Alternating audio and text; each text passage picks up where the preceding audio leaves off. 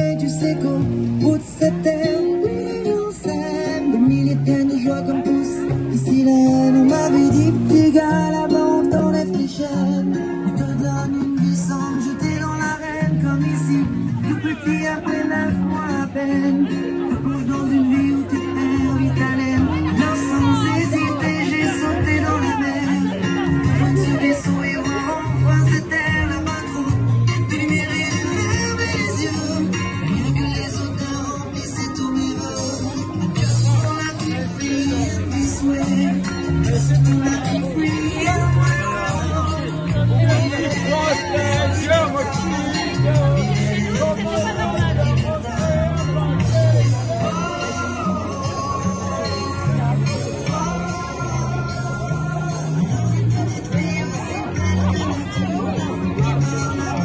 Je suis présente aujourd'hui parce qu'il n'y a rien qui a changé à l'hôpital.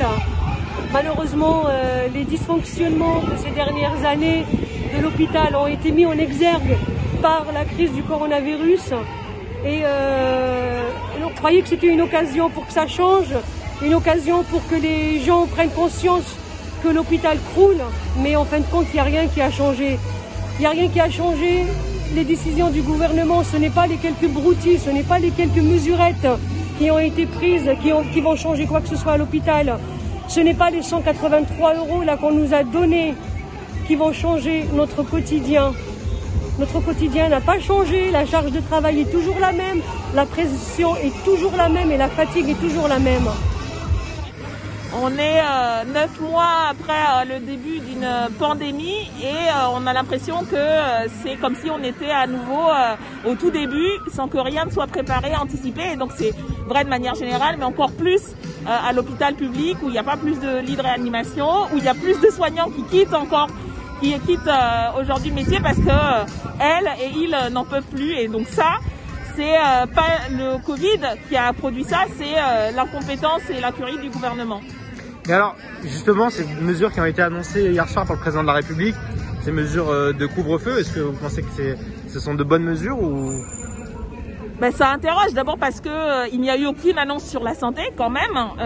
Nous, on va être à l'Assemblée en débat sur un projet de loi de finances de la sécurité sociale où il est prévu des coupes dans les dépenses de santé.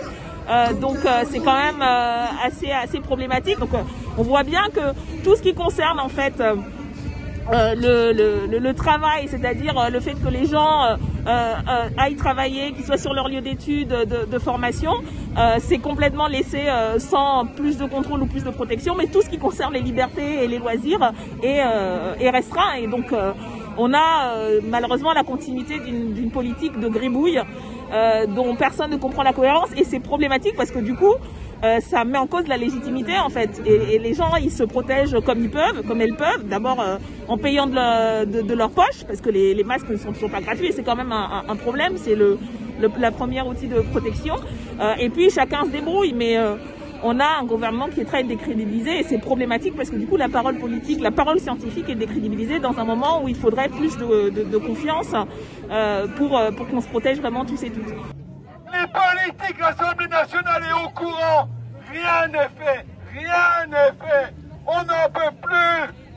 On n'est pas écouté. On nous met plus bactères dans cette société française. On nous a ramené du 26e au 18e rang au niveau salaire. Mais on est au niveau de la Slovénie. Au niveau de la Slovénie. On est la 6e puissance la plus riche. Et finalement, on se retrouve au 18e rang. Il n'y a pas quelque chose qui ne va pas, monsieur Macron, monsieur Véran?